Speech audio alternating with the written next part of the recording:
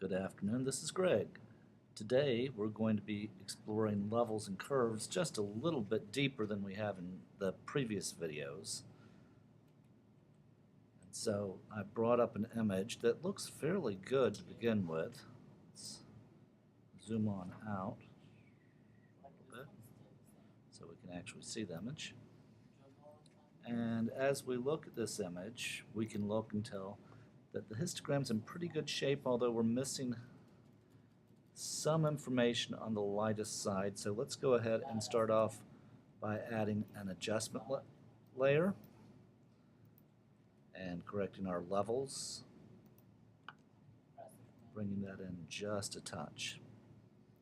Now, in both your levels and your curves dialog box, there's three little eyedroppers here to the left. This is so that we can identify the white point of an image, the lightest point of an image, the darkest or black point of an image, and if there is anything that should be neutral gray, this is the neutral image to help eliminate color casts.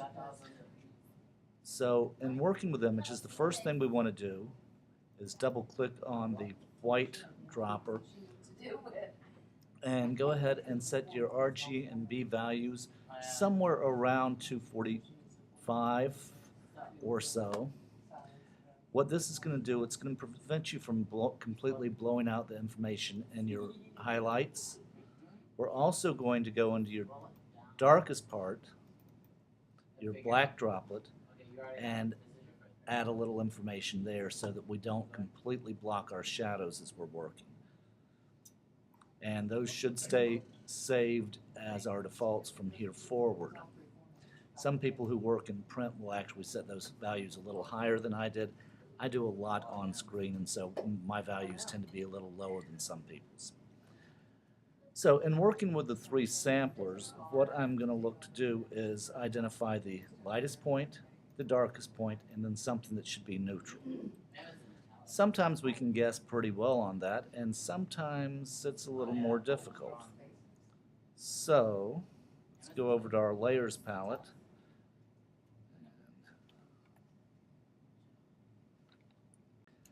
Jump over to our layers palette, and we're going to go into the color sampler tool, which is the first tool underneath the eyedropper tool.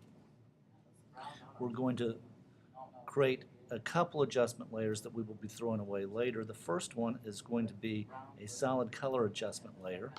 I'm going to set the saturation down to 0 and the brightness to 50%. That's going to give me a neutral gray image. I'm going to switch this to layer to difference mode,